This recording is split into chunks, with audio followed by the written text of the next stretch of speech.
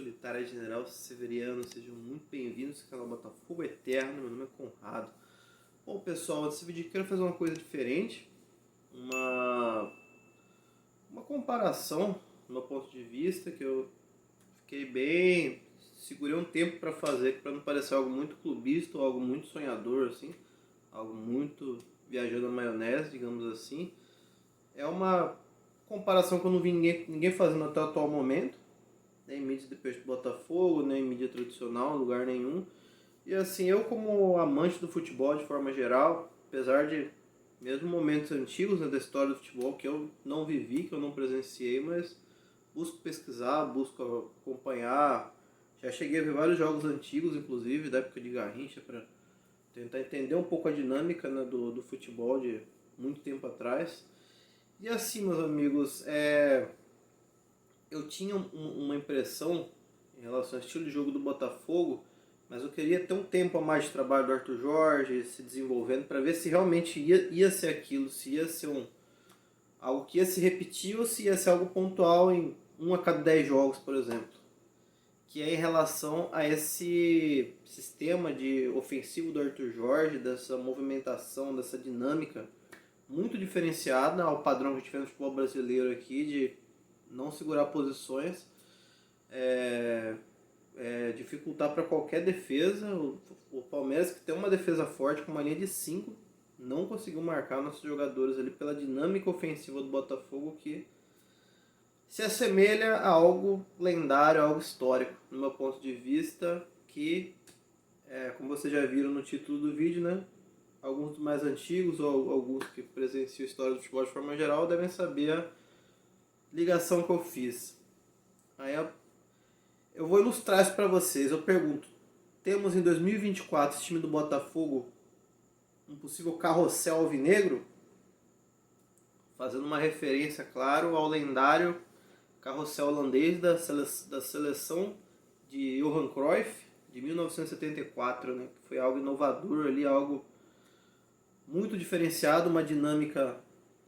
Assim, eram outros tempos, eram outra tática. Não vou falar que era idêntico, porém, alguns aspectos se assemelham bastante a essa dinâmica de jogo do Arthur Jorge, ao lendário carrossel holandês, que é o quê?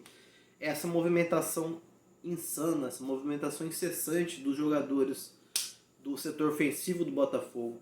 Eu já falei até no pós-jogo ali, o Luiz Henrique, por exemplo, nos primeiros 24 minutos de jogo, ele já tinha aparecido na criação de jogadas e dando opções como ponta direita, como centroavante, como segundo atacante e como meio armador e como ponta esquerda. Isso nos 24 a 25 primeiros minutos de jogo contra o Palmeiras. Agora, e também quero usar como embasamento um jogo gigante, né? Um jogo contra uma grande equipe, Palmeiras, e um jogo eliminatório de Libertadores, oitavos de Libertadores. Então, queria um jogo como esse para tomar como embasamento, para não ter meio que margem ali para falar, um jogo meia bomba, você pode fazer o que quiser que é ganhar. Não, um jogo dificílimo, um jogo gigante. Que foi usada essa mecânica de... que se lembra, remete um pouco ao lendário carrossel holandês de Johan Cruyff. Eu vou ilustrar isso aqui para vocês, que não é só eu viajando na maionese sendo clubista. Eu vou mostrar para vocês aqui, esse vídeo que vai dar um pouco de trabalho, que eu vou ter que fazer uma edição nele, mas vai valer a pena. Olha, eu quero mostrar para vocês, inicialmente vou apresentar o site, que é o SofaScore. Para mim hoje é o melhor site de dados estatísticas ali de jogadores de clubes do mundo. Muito preciso, muito confiável. Alguns usam ele inclusive até para situações de apostas ali, né? Umas apostas um pouco mais complexas ali, de passos que o jogador vai dar por jogo, alguns dados bem mais específicos, né, do que simplesmente quem ganha, quem perde, ou quantos gols quem faz na partida. Mas o foco aqui vai ser outro. O foco aqui vai ser para ilustrar para vocês essa dinâmica de movimentação que eu estou falando, que no meu ponto de vista tem alguns detalhes do lendário carrossel holandês de Cruyff, que é o quê? É esse setor ofensivo aqui que não guarda posição. Todos trocam de posição incessantemente aqui, e eu vou ilustrar para vocês com o mapa de calor aqui do SofaScore. Nessa primeira página eu tenho aqui o mapa de calor do Almada, né? Vocês estão vendo aqui do canto inferior direito da tela. Não dá para eu dar zoom aqui, porque não pode travar, pode dar uma bugada. mas acredito que esteja visível aqui para vocês. Esse campinho, a setinha está da esquerda para a direita, significa o quê? Que da esquerda para a direita é a direção do campo de defesa para o campo de ataque. Ou seja, o lado direito do campinho desenhado aqui vai ser o setor ofensivo do jogador no mapa de calor, onde ele mais atuou. Podemos ver aqui o Almada.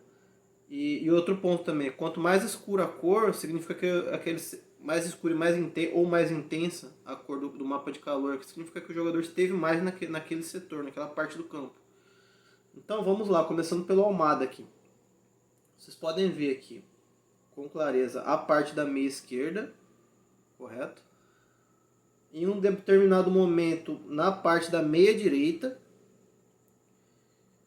um pouquinho menos ali na parte central, ali já não estou um pouco mais claro, mas ainda assim compondo aquela parte, e até uma parte de recomposição defensiva aqui no campo de defesa do lado esquerdo, né, do campinho desenhado. Ou seja, nessa situação aqui com mais intensidade, ele fez a meia esquerda, a meia direita e a parte meio armador centralizado aqui, dando uma excelente dinâmica para o nosso Botafogo. Vamos agora para o Savarino. Savarino. Olha só, tem vários pontinhos bem espalhados no campo aqui. Você percebe uma parte mais intensa na meia barra ponta esquerda, né? Aqui já um pouquinho mais adiantado do que estava o do Almada, mas muito espalhado aqui, tipo, cobrindo praticamente todo o setor ofensivo. Aqui você vê parte da ponta direita, da meia direita, de meia armador, meia central. Um pouco menos intensidade no geral ali, mas também cobrindo muitos setores e posições diferentes do campo, o Savarino. Agora o Igor Jesus, nosso centroavante. Você vê que também participou bastante aqui do lado esquerdo. Aqui já não como um ponta, mas como um segundo atacante em alguns momentos, fazendo pivô, né? O passe mesmo que ele deu para o Luiz Henrique, ele estava nesse setor que está marcado aqui, nessa parte da esquerda aqui como segundo atacante pela esquerda, que dá aquele passe belíssimo para o gol do Luiz Henrique. Ele também cobriu aqui o setor direito, cobriu aqui a linha de fundo em alguns momentos. Aqui para o meio campo, pela direita aqui, fazendo uma recomposição ali, um trabalho ali. Ou seja, vocês veem vários setores cobertos pelo Igor Jesus. Agora o Luiz Henrique. O Luiz Henrique, para mim, um dos melhores da partida. Vocês veem ali que praticamente todo o setor direito, desde a ponta direita, a meia direita, até ajudando também na recomposição defensiva da lateral direita ali, dando uma ajuda pro ponte, né, na parte da marcação quando o Botafogo estava sem a bola. Você vê muito forte aqui no setor direito, porém você vê também ele aqui no centro, como um meia direito, um meia armador, tem alguns pontinhos aqui mais escuros aqui como camisa 10, função de camisa 10, e também pisando na grande área, né? Você vê ele aqui pisando na grande área como ele fez o gol, né? Como ele fez o primeiro gol, aparecendo como um elemento de surpresa, como um centroavante mesmo, para cabecear e fazer o gol. Você vê aqui que também tem os pontos dele pisando na área, ele fazendo a recomposição pelo meio campo no setor defensivo também em alguns momentos.